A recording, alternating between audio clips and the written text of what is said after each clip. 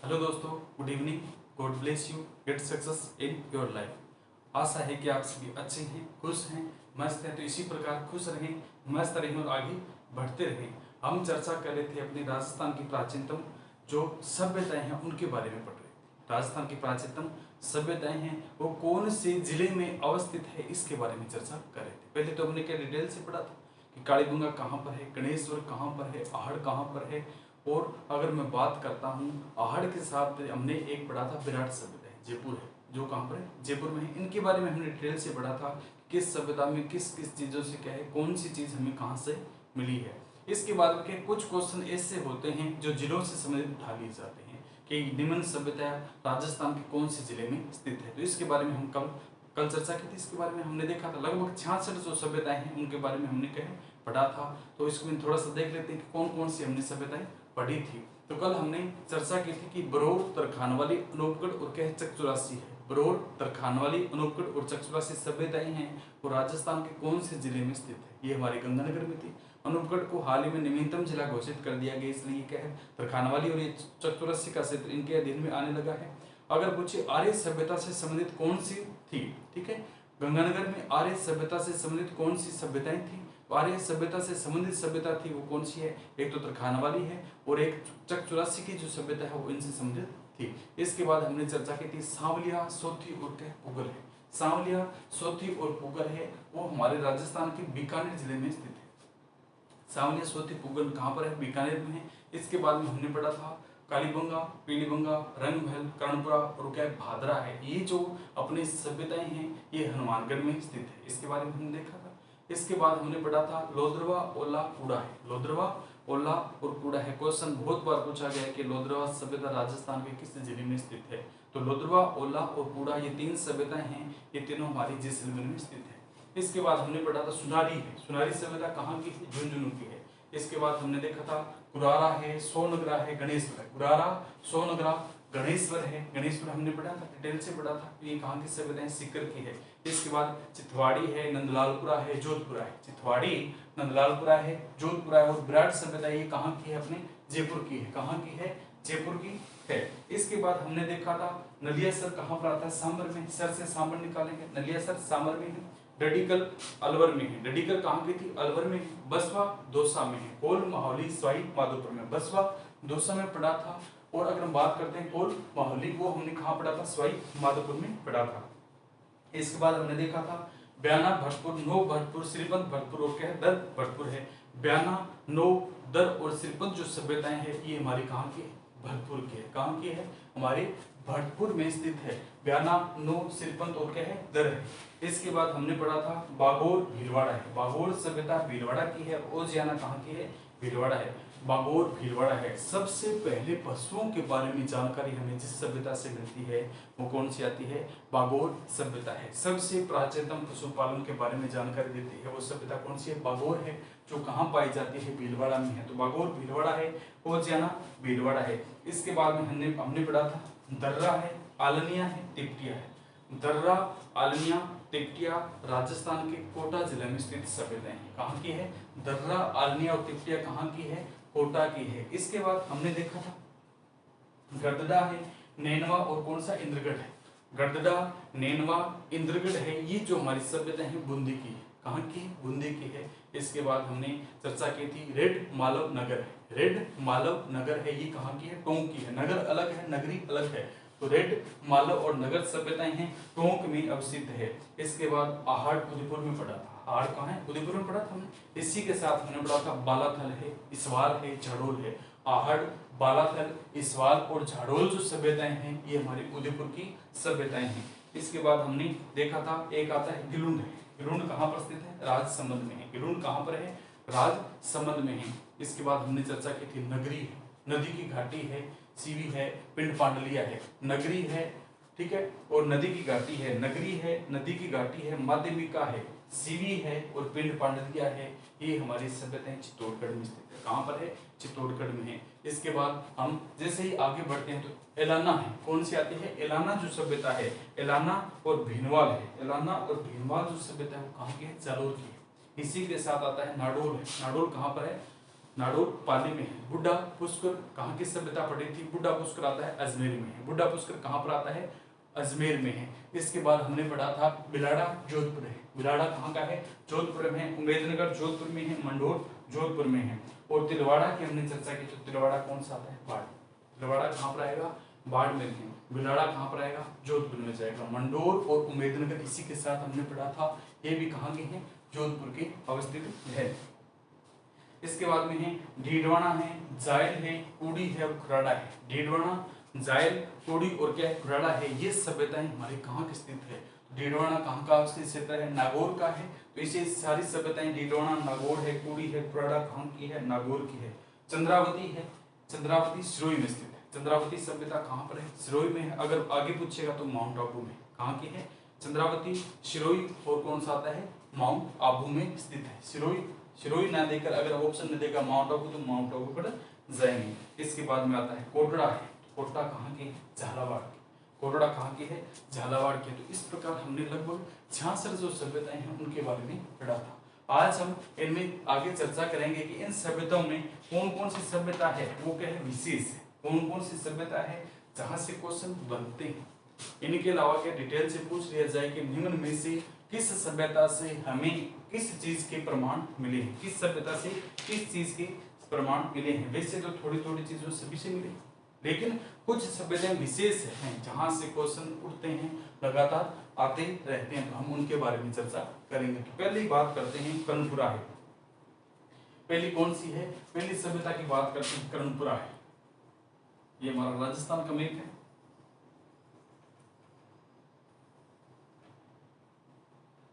पहली कौन सी आती है? कर्णपुरा है।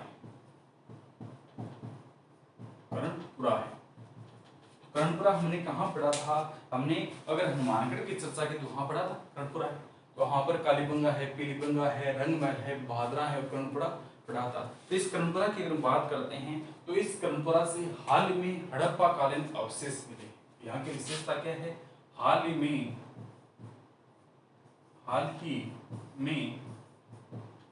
हड़प्पा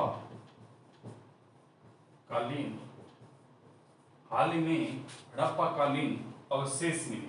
कौन से शेष है? अवशेष। प्रश्न पूछा जाएगा कि निम्न में से किस सभ्यता से में हाल ही में हड़प्पा कालीन अवशेष मिले हैं? तो वो अपनी सभ्यता कौन सी आती है? कर्णपुरा है। कौन सी आएगी? कर्णपुरा सभ्यता आती है। इसके बाद हम जैसे आगे चलते हैं तो हमने चर्चा की थी सुनारी। सुनारी कहाँ पर है? झुंझुनू में। तो सुनारी झुंझुनू से लोहा गलाने की भट्टी मिली है। क्वेश्चन पूछा जाएगा कि किस सभ्यता से हमें लोहा गलाने की भट्टी मिली है? कौन सा आता है? सुनारी। सुनारी सभ्यता कहाँ की है? झुंझुनू की है। सुनारी कहाँ की है? झुंझुनू की है। सुनारी से हमें लोहा लाने की भट्टी मिली है। सुनारी से हमें लोहा गलाने की भट्टी मिली। पहला कौन सा है? कर्णपुरा। कर्णपुरा से हमें अगर हम बात करते हैं हड़प्पा कालीन अवशेष मिले हैं। दूसरा आता है सुनारी से हमें अगर हम बात करते हैं लोहा गलाने की भट्टी मिली है। तो यहाँ से क्या है? हड़प्पा कालीन अवशेष है और लोहा गलाने की भट्टी कहाँ है? सुनारी से मिली है। सुनारी कौन से जिले में अवस्थित है? तो सुनारी की बात करते हैं झुंझुनू में। सुनारी कहाँ पर है? झुंझुनू में है। इसके बाद की बात करते हैं नौ सभ्यता है। नौ सभ्यता है। नौ कहाँ की है? भरतपुर में पड़ी थी। नौ की अगर बात करते हैं तो यहाँ से हमें स्वास्तिक चिन्ह मिले। स्वास्तिक चिन्ह मिले। वैसे स्वास्तिक की अगर हम बात करते हैं तो कालीबंगा में मिले थे। हमें स्वास्तिक है, यज्ञ वेदिका है, वहां से प्रमाण मिलता है, वहां पर मिले हैं। लेकिन अगर वो ऑप्शन में न हो, फिर पूछा जाए कि स्वास्तिक प्रमाण कहाँ मिले हैं, तो ये अगर हम बात करते हैं तो 9 से मिले हैं। 5 संस्कृतियों के अवशेष मिले हैं। 9 से और क्या मिला है? 5 संस्कृतियों के 5 संस्कृतियों के अवशेष मिले हैं। ये क्वेश्चन वो है जो बार बार पूछे जाते हैं। प्रश्न पूछा जाएगा 5 संस्कृतियों के अवशेष कहाँ से मिला है? तो 9 से 5 संस्कृतियों के अवशेष मिले हैं। इसी के साथ अगर एक बार कई बार ये क्वेश्चन पूछा गया था। एक बार तो ये जो मेन एग्जाम था, जो कॉलेज लेक्चर, उसमें आया था, बाकी प्री एग्जाम में पूछा दिया था कि जाखा बाबा, कौन सा बाबा है, जाखा बाबा की प्रतिमा हमें कहां से मिली है। तो जाखा बाबा की प्रतिमा हमें किस सभ्यता से मिली है। तो नो सभ्यता है, नो भरपूर, श्रीपद भरपूर, दर भरपूर है, ये हमने पढ़ा था। तो नो जो सभ्यता से हैं, यहाँ से स्वास्तिक चिन्ह मिले हैं, 5 संस्कृतियों के अवशेष मिले हैं और जाखा बाबा की प्रतिमा मिली है। जाखा बाबा की प्रतिमा मिली है, बहुत ही बार ये क्वेश्चन पूछा गया है। जाखा बाबा की प्रतिमा निम्न में से किस सभ्यता से संबंधित। कर्णपुरा की अगर हम बात करते हैं तो कर्णपुरा अपना कौन सा आता है, हड़प्पाकालीन अवशेष है। इसके बाद हमने दूसरा देखा है कि सोनारी है, लोहा गलानी की भट्टी मिली है। और नो की बात करते हैं तो यहाँ से जाखा बाबा की प्रतिमा मिली। तो जाखा बाबा की प्रतिमा निम्न में से किस सभ्यता से संबंधित, नो से। और नो कहाँ पर स्थित है, नो हमारा भरतपुर में स्थित है। इसके बाद क्या है, गुप्तकालीन सिक्के मिले हैं, कहां से, ब्याना। ब्याना से क्या मिला है हमें, गुप्तकालीन सिक्के मिले। तो ब्याना भी कहां पर है, भरतपुर में है। ब्याना से हमें गुप्तकालीन सिक्के मिले। प्रश्न पूछा जाएगा गुप्तकालीन सिक्कों से संबंधित सभ्यता कौन सी है। तो गुप्तकालीन सिक्कों से संबंधित सभ्यता कौन सी है, ब्याना है। और नए से फिर निकालेंगे, यहाँ से हमें नील की खेती के प्रमाण मिले हैं, बहुत ही बार पूछा गया क्वेश्चन है। नील की खेती के प्रमाण कौन सी सभ्यता से हैं, नील की खेती के प्रमाण। एक तो क्या है, यहाँ से गुप्तकालीन सिक्के मिले हैं। दूसरा अगर हम बात करते हैं तो नील की खेती के प्रमाण मिले हैं। इससे पता चलता है कि यहाँ के लोग क्या है, नील की खेती किया करते हैं। तो ब्याना से हमें क्या दो चीजें मिलती है, प्रमुख है गुप्तकालीन सिक्के और नील की खेती का प्रमाण मिला है। ठीक है, इसके बाद हम चलेंगे रेड है। रेड मालव नगर कहाँ पर आता है, टोंक में। रेड मालव और नगर हमने कहाँ पढ़ा था, टोंक में पढ़ा था। अगर पूछ लिया ऐसा है कि रेड का प्राचीन नाम क्या है, तो मालव नगर कहा जाता है। और ये कहाँ पर स्थित है, टोंक में है। तो यहाँ से हमें, यहाँ से तो क्या मिले हैं, गुप्तकालीन सिक्के मिले। कहाँ से, ब्याना से तो हमें गुप्तकालीन सिक्के मिले हैं। लेकिन जैसे ही हम रेड की तरफ जाते हैं तो रेड से हमें सिक्कों का ढेर मिला है। रेड सभ्यता से क्या मिला है, सिक्कों का ढेर मिला है, सिक्कों का ढेर मिला है। और एक इस सभ्यता से क्या क्वेश्चन बहुत बार पूछा गया कि इस सभ्यता की खोज किसके द्वारा की गई, तो डॉक्टर केदारनाथ के द्वारा है। डॉक्टर कौन से आते हैं, डॉक्टर केदारनाथ है। इन्होंने इस सभ्यता के उत्खनन संबंधित कार्य। प्रश्न इतना सा आएगा, रेड सभ्यता के संबंधित कौन से हैं। ठीक है, रेड सभ्यता से संबंधित क्या है, कौन से है। तो इसकी अगर हम बात करते हैं, डॉक्टर केदारनाथ है। केदारनाथपुरी के द्वारा इस सभ्यता का संबंध रखा जाता है, इनका उत्खनन किया गया। तो रेड में क्या मिला है, सिक्कों के ढेर मिले हैं। गुप्तकालीन सिक्के कहाँ से मिले, ब्याना से हैं। और रेड से हमें क्या है, सिक्कों के ढेर मिले हैं। यहाँ अपोलोडोर्स है। ठीक है, अपोलोडोर्स देवता, अपोलो देवता को माना जाता है। तो अगर पूछा जाए अपोलोडोर्स जो है, अपोलोडोर्स का सिक्का किस सभ्यता से मिला है, तो यहाँ सिक्कों का ढेर मिला है। तो इन्हीं ढेर में से एक सिक्का किसका आता है, अपोलोडोर्स है।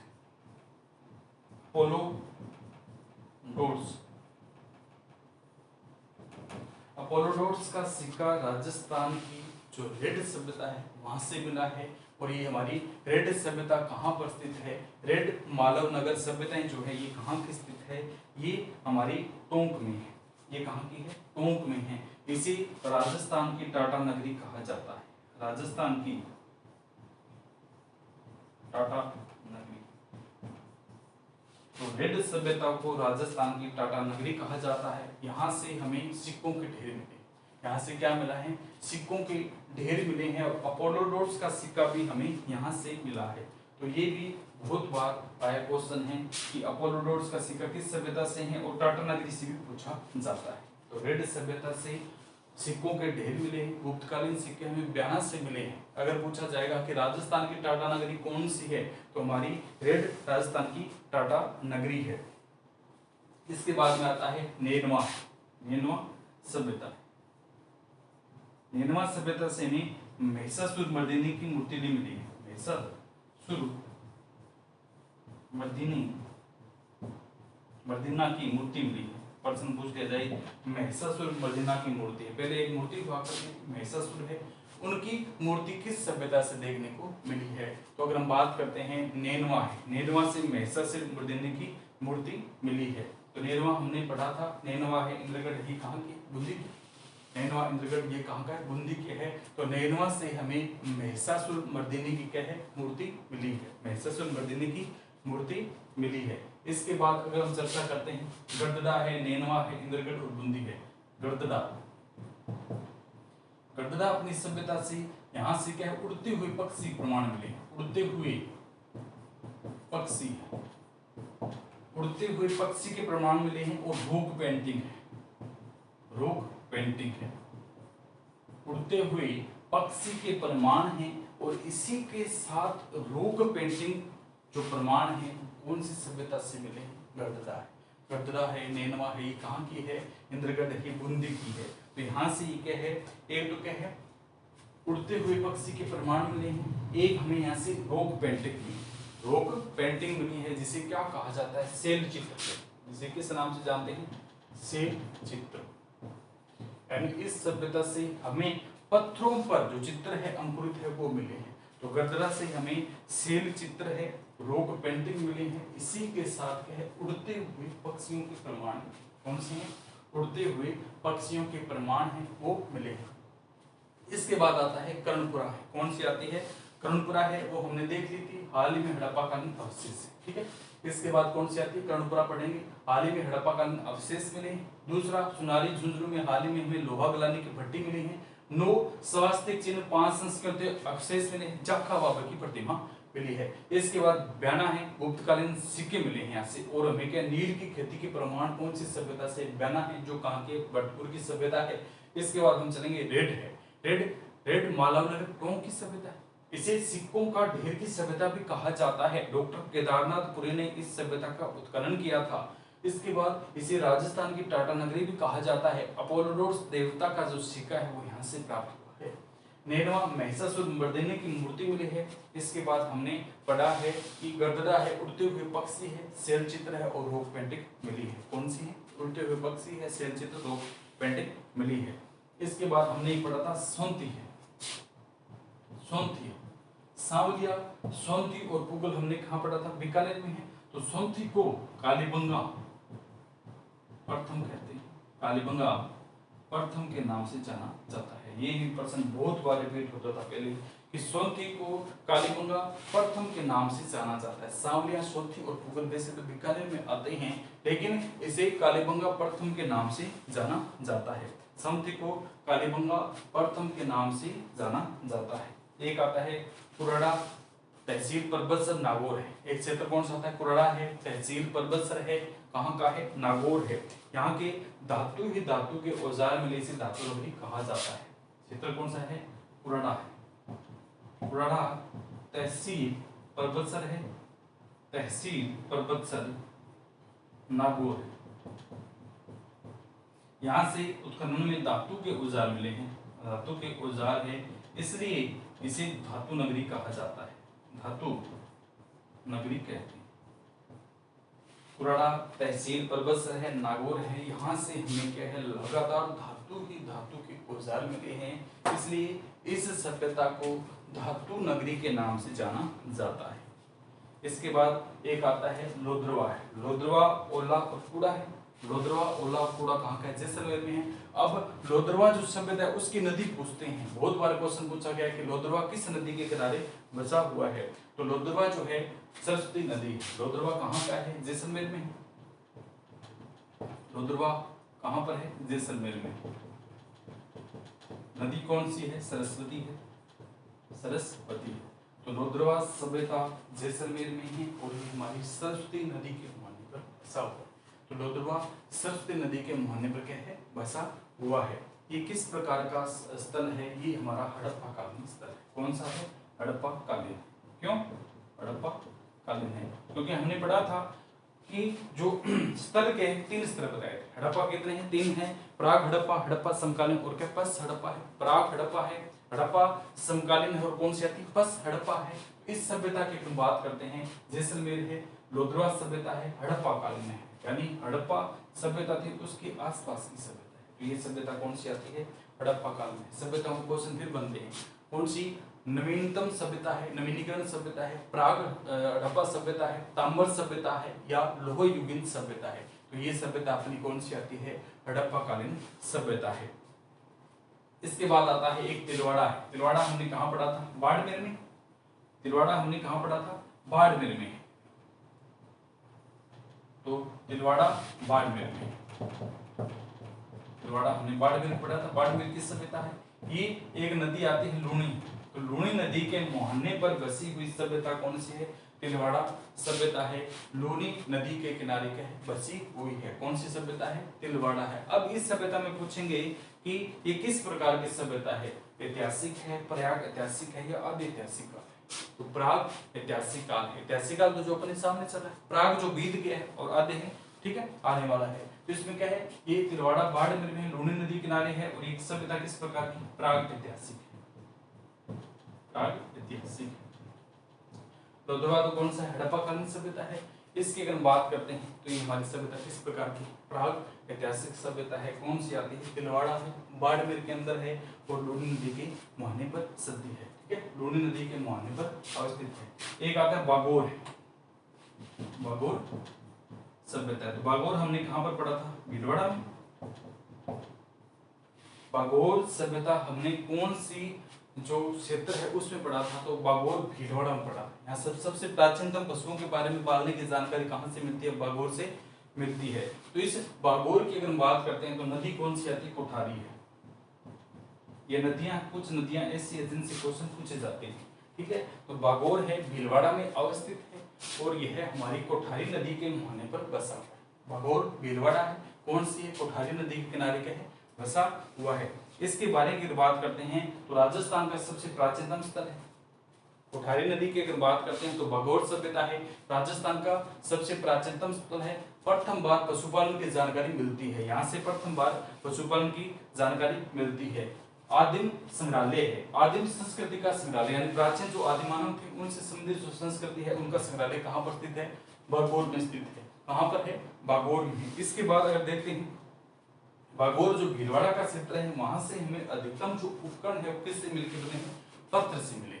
यहाँ के जो बागोर भीलवाड़ा के उपकरण हैं अधिकतर जो हमें मिले हैं वो किससे हैं, पत्थर से बने हुए हैं। यहाँ पर जो कंकाल है उनके गले में पत्थर की माला डाली। कंकाल से कोई व्यक्ति मर जाता है तो बागोर भीलवाड़ा में कहे किसी व्यक्ति की मृत्यु हो जाती है, जब उसे दफनाया जाता है तो कंकाल बनता है। उस कंकाल के गले में अगर बात करते हैं तो पत्थर व हड्डियों की माला मिली है। ये एक आने वाला क्वेश्चन है कि यहाँ से कंकाल के गले में क्या आता है, पत्थर व हड्डियों की माला। यहाँ के जो कंकाल है वहां पर जो मिले हैं उनके गले में एक माला डाली जाती है। वो माला किसकी है, कंकर पत्थर व हड्डियों की माला है। कौन सी है, पत्थर व हड्डियों की माला से संबंधित किस सभ्यता से संबंधित है, तो ये अपनी कौन सी आ जाती है, ये बागोर है।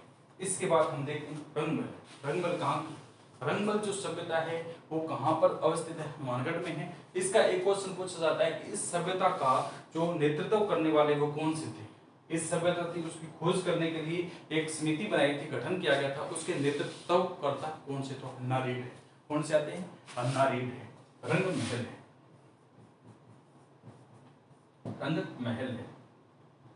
तो रंगमहल पहले तो कहां पर स्थित है, हनुमानगढ़ में, हनुमानगढ़ में अवस्थित है। इसकी जो बनाई गई थी समिति उसके अध्यक्ष कौन से थे, हन्नारीड है। ये क्वेश्चन बहुत बार पूछा गया है। तो हन्नारीड है, रंगमहल की समितियों के नेतृत्व करता था, यानी उसका उत्खनन करने के लिए उसके बारे में जानकारी रखने वाले के अध्यक्ष कौन से थे, हन्नारीड है, ठीक है। ये अगर हम बात करते हैं, ये जो सभ्यता थी ये चावल से बहुत ज्यादा परिचित थी। हमने कालीबंगा में पढ़ा था, मिश्रित खेती करते हैं। लेकिन रंगमहल की अगर हम बात करते हैं तो रंगमहल के जो लोग थे वो चावल की खेती विशेष रूप से करते थे। तो रंगमहल में क्या है, चावल की विशेष रूप से खेती की जाती है। आज भी क्षेत्र में क्या है, नाली का एरिया है, यहाँ पर क्या है, नाली बहती है, यहाँ पर क्या पानी बहुत मीठा है। तो आज भी यहाँ पर क्या लोग कोई विशेष रूप से प्राचीन समय से क्या है चावल पहले बोया करते थे। आज भी क्या है, इस सभ्यता में क्या है, चावल के अवशेष मिलते हैं।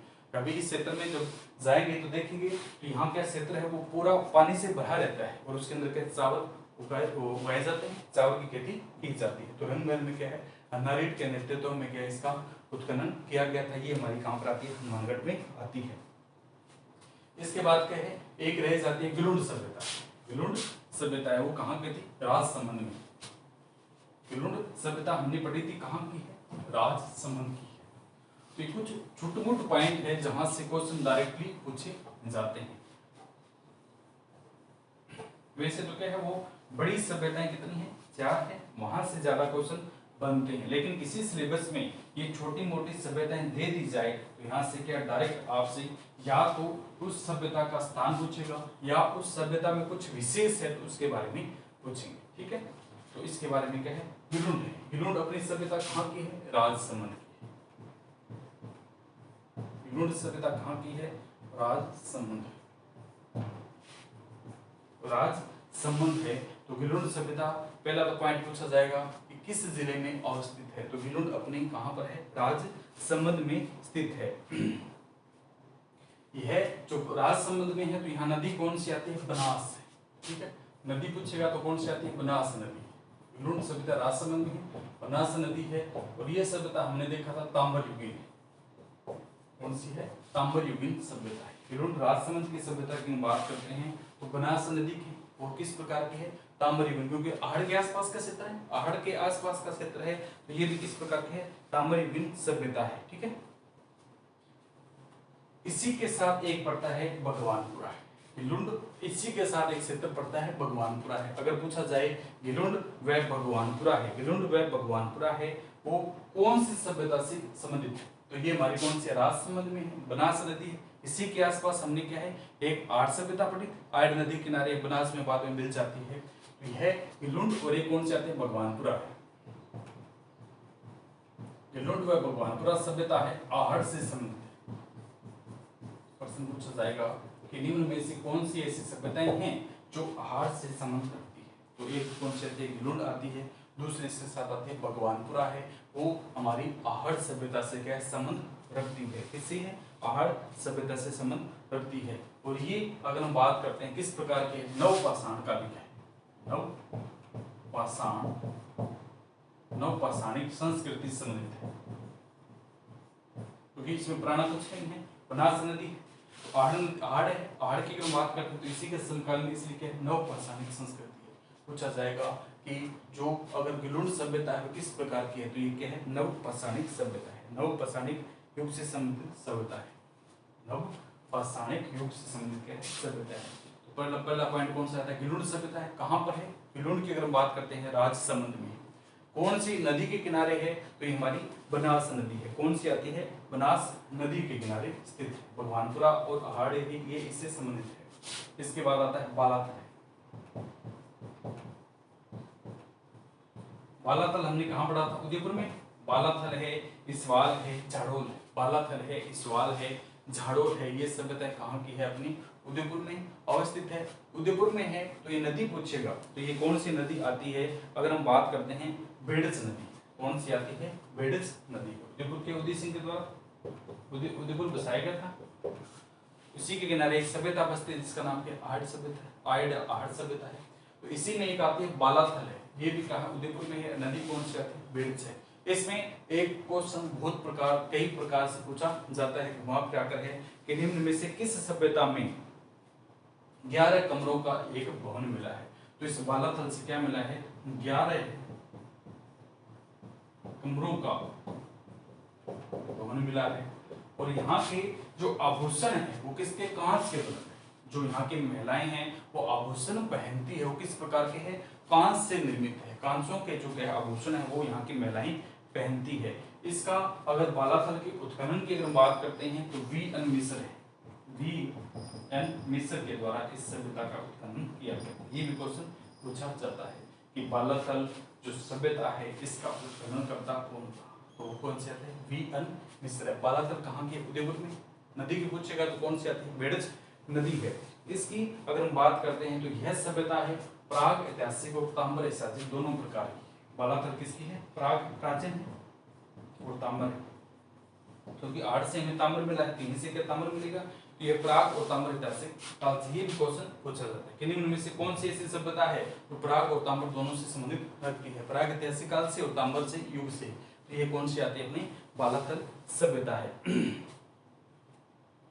तो यह सभ्यता उदयपुर जिले में उदय सिंह के द्वारा उदयपुर को बसाया गया था। एक नदी निकलती है जिसका नाम आड़ है, बाद में बेडस में मिल जाती है। उदय सागर झील के बाद ये नदी आगे बहती है। इस नदी के किनारे क्या है, ये बसा हुआ है, ये क्या है, बसा हुआ है। तो बालाथल की अगर बात करते हैं तो इसमें एक कुछ क्वेश्चन आता है, वल्लभ नगर है। बालाथल की अगर बात करते हैं, बालाथल जो है क्षेत्र है उसी के आसपास के है वल्लभ नगर तहसील जो है वहां पर यह है। बालाथल जो सभ्यता है यह राजस्थान के उदयपुर जिले के वल्लभ नगर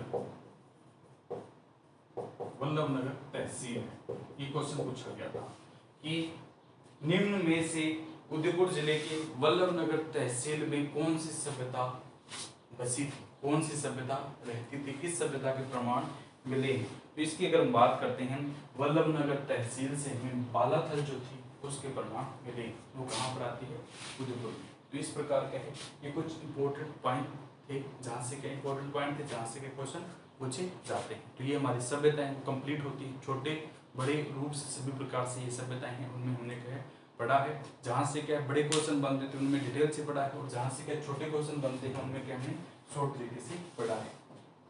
तो ये लगभग क्या है 66-67 सभ्यताएं हैं। यहाँ से क्या है, पहले तो जिले के बारे में पूछे, अगर जिले के बारे में ना पूछे तो ये पूछेगा कि किस सभ्यता में कौन सी चीजें प्रसिद्ध थी। जैसे रेड मालवनगर टोंक की अगर बात करते हैं, रेड में सिक्कों के ढेर मिले तो प्रश्न पूछ लिया जाए सिक्कों के ढेर से संबंधित कौन सी सभ्यता है। तो इस प्रकार के छोटे मोटे जो क्वेश्चन है पूछ लिए जाते हैं। तो ये हमारे क्या सभ्यताएं कंप्लीट होती है। इसके बाद हम क्या आगे बढ़ेंगे और पढ़ेंगे कि राजपूतों की उत्पत्ति के सिद्धांत है। कुछ ने कहा था कि राजपूत क्या है, ब्राह्मण है, कुछ ने कहा क्षत्रिय है, कुछ ने कहा वैश्य है, और कुछ ने कहा था कि ब्राह्मण क्या है, ये जो राजपूत है ये विशुद्ध भारतीय है। तो किस व्यक्ति के द्वारा किस प्रकार इनके प्रमाण दिए गए थे, इनकी उत्पत्ति किस प्रकार होती है, किस प्रकार हमारे जो प्रतिहार आए थे, राजस्थान की अगर बात करते हैं प्रतिहार आते हैं, परमार आते हैं, चालुक्य आते हैं, किस प्रकार इनका चौहान वंश चलता है, किस प्रकार जालोर के चौहान आते हैं, किस प्रकार रणथंभौर की स्थापना की जाती है, किस शासक के द्वारा बीकानेर की स्थापना की गई थी, और जोधपुर जो होता है उसको खाली प्रदेश के रूप में पड़ा, विघन खाली था, इसको किस प्रकार बसाया जाता है। बीकानेर थे, बीकानेर को अगर बात करते हैं जंगल प्रदेश के नाम से जाना जाता है। आज भी आप जाएंगे तो देखेंगे खाली बिल्कुल खाली वीरान एरिया है, तो इसको किसके द्वारा बसाया गया, तो इसके बारे में क्या हम क्या है आगे डिटेल से पढ़ेंगे। तो कल क्या है हम चर्चा करेंगे राजपूतों की उत्पत्ति के सिद्धांत। राजपूतों की उत्पत्ति के सिद्धांत है, अलग अलग लोगों की राय अलग अलग थी, अलग अलग लोगों की राय क्या है अलग अलग थी। किसी ने कहा था कि ये सूर्य से पैदा हुए, किसी ने कहा था चंद्रमा से पैदा हुए, किसी ने कहा था ब्राह्मणों के संतान है, किसी ने कहा था क्षत्रियों के संतान है, और किसी ने कहा था ये विशुद्ध भारतीय है, यानी एक नहीं मिश्रित रूप इनका देखने को मिलता है। तो यहाँ क्या है इससे आगे बढ़ेंगे और हिस्ट्री को हम क्या आगे बढ़ाएंगे। तो हम आज है ये राजस्थान की प्राचीन सभ्यता ही कंप्लीट होती है, कल हम इससे आगे बढ़ेंगे। तो आज के लिए इतना ही, खुश रहें, मस्त रहें और आगे बढ़ते रहें। थैंक यू दोस्तों।